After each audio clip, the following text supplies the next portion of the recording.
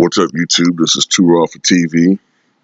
As always, I'd like to remind you guys that if you want to donate to this channel, if you want to show love to this channel, you can do so in the links provided in the description box. Now, I had a subscriber of mine, I think it was Bulls Nation. He asked me yesterday to look at a podcast hosted by Gilbert ARENAS where he was interviewing Lou Williams, of course, of the Los Angeles Clippers, one of the great six men of his era. And there was a portion in the podcast where they were talking about them talking about the 1990s players versus the players of today. And of course, I listened to it, and pretty much it was Gilbert ARENAS and Lou Williams shitting on the players of the 1990s and the players of yesteryear. He pretty much was saying like the game is constantly evolving, meaning that they think the game is constantly getting better, and the players are getting more skillful and better, and that shit. And what really got me was when Lou Williams said, if you put LeBron James in 1975, he's winning 15 titles in a row. And I've never heard such a disrespectful,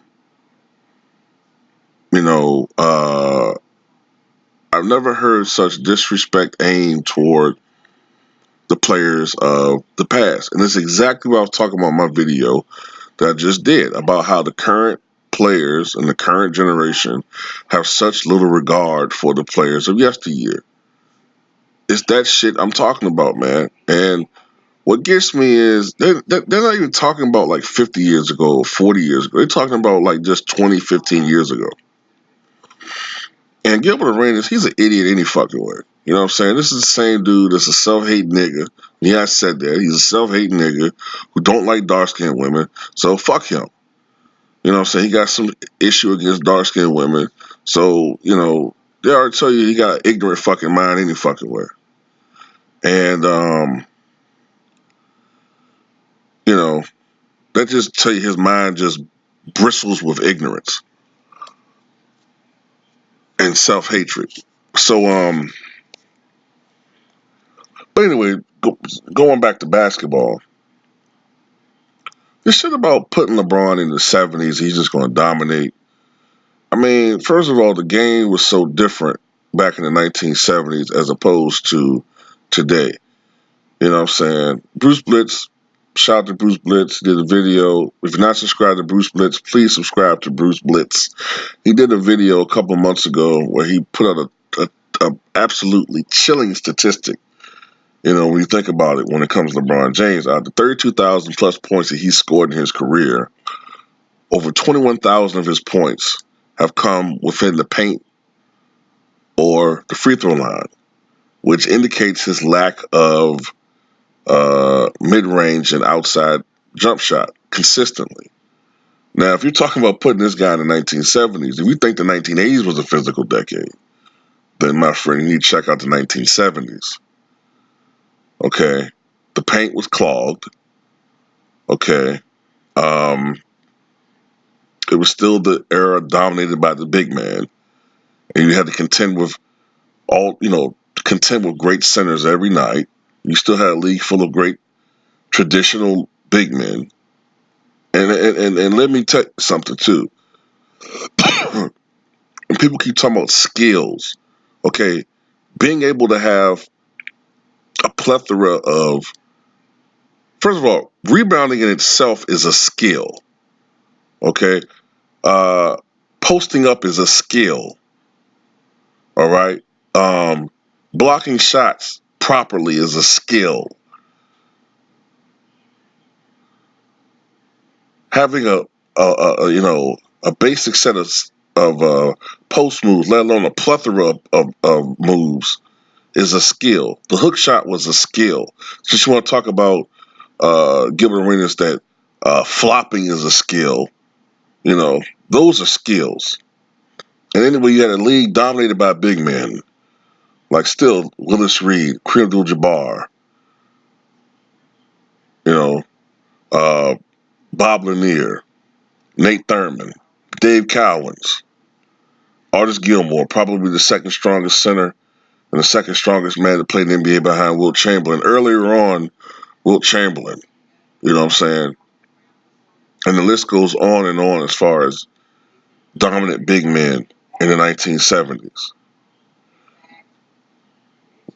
Walt Bellamy, if I haven't said him. You see what I'm saying? So him, LeBron James, with his game is predicated on him burrowing to the basket. That's not going to work in the 1970s. Okay? And yeah, he's a relatively big guy at 6'8" and 250. But guess what? He doesn't play like a big man. So that's going to hurt him in that era. LeBron cannot properly, consistently score with his back to the basket, which probably would have been needed back then. Hand checking is still fully legal, even though it wasn't done away with until really in the mid 2000s. Hand checking is totally legal. The game was a much more physical game back then. So to sit there and say this guy's going to come out there and magically dominate a league more so than a great Kareem Abdul-Jabbar, more so than a Julius Erving, is fairy tale bullshit. Okay? It's fairy tale. He would be an exceptional basketball player. Probably a top 3 player in the league. But to sit there and say that he would win 15 championships in a row, that's stupid, man. That's dumb, stupid bullshit talk. And then Gilbert Arenas talking about like he was talking about how Dennis Rodman and Scottie Pippen were too small to stop anybody in today's era. Well, if I'm not mistaken, I think Scottie Pippen was 6'7". First of all, don't go by the heights listed, the heights and weights listed on Basketball Reference, because oftentimes those are their heights coming out of college, not their mature late 20s, body height and weight. Like, for instance, you might often see Horace Grant listed as 6'10 and 215, but that was him coming out of college. By the time they were winning championships in 1990, Horace Grant was 245. Scottie Pippen came out of college 210, but by the time they were winning championships, he was 228, 230. Same thing with Michael Jordan. Came out of college 195, 190. By the time they won championships, he was over 200 pounds. Even though I think he was still listed like 198, but he was 200, 205 pounds. Okay? And if I'm not mistaken, Dennis Rodman was 6'8", 230. But Dennis Rodman was able to guard all 5 positions. Have you ever seen Dennis Rodman guard Shaquille O'Neal? He was doing a damn good job guarding Shaquille O'Neal because of his lower. Dennis Rodman had a tremendous lower center of gravity, and he could guard effectively at long stretches a guy as big as Shaquille O'Neal. He gave Shaquille O'Neal some problems. And Shaquille O'Neal was 315 at the time, 320. So don't sit there and say that he's too small to guard these guys. Get the fuck out of here in this weak ass era. It is a weak ass era. I'm sorry, it's soft. Even guys who like this era will admit that the NBA is soft compared to the 90s. Like Gilbert Arenas talking about, but when he was playing, Gary Payton was like little, like, he won't shit. I mean, yeah, but by the time you were doing your thing, Gilbert, Gary was washed up.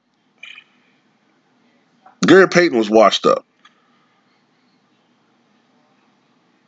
And Gary Payton's defensive, uh, he didn't build his defense on his physicality. To me, Gary Payton built his defense on his quickness.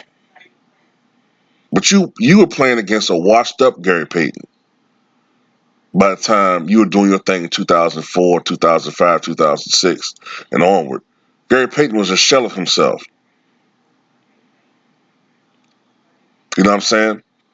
A lot of these guys from the 90s were getting older by the time you were doing your thing.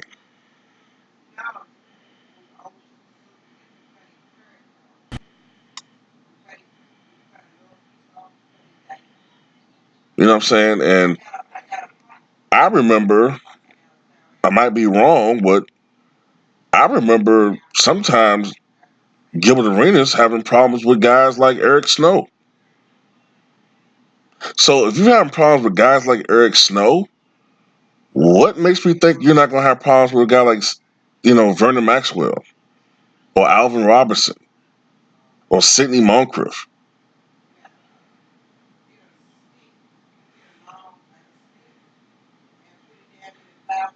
Derek Harper, king of the fucking hand checking? I mean, come on, man. It's ridiculous, man. Show some respect for the 90s, man. Show some respect. I show respect for these guys today. These guys today, I'm going to tell you something. Playing defense today is difficult because the defensive player is handicapped so much that you have to play defense with your feet.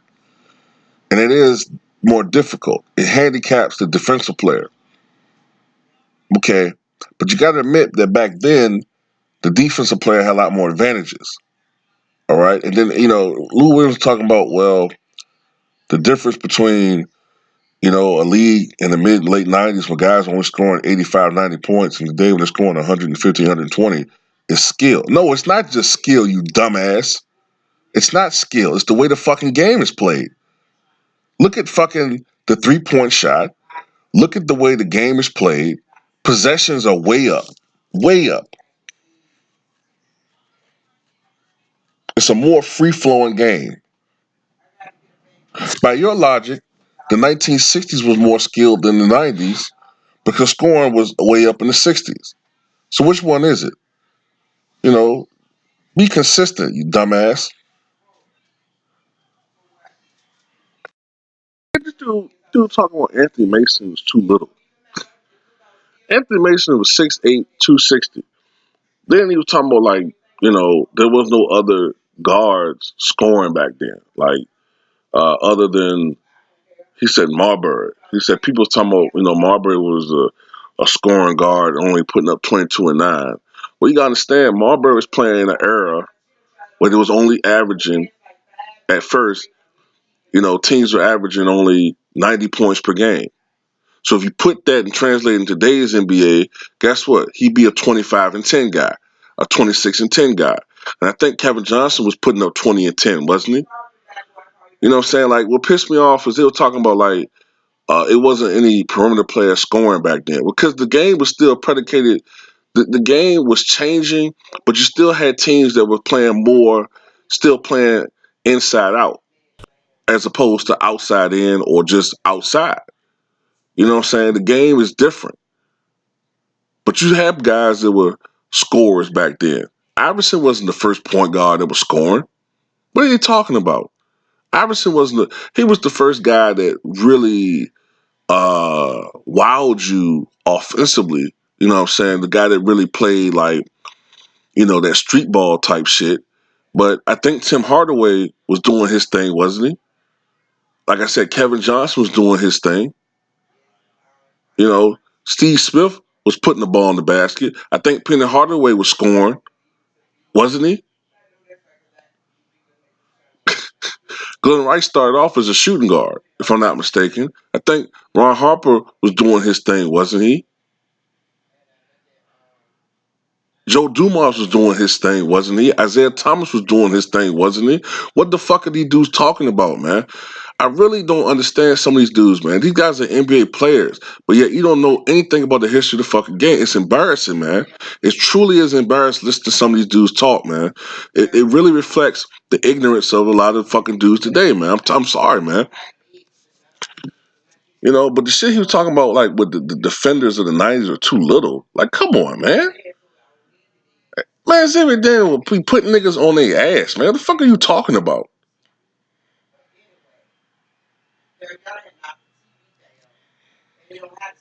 Fuck out of here, man. Washed up super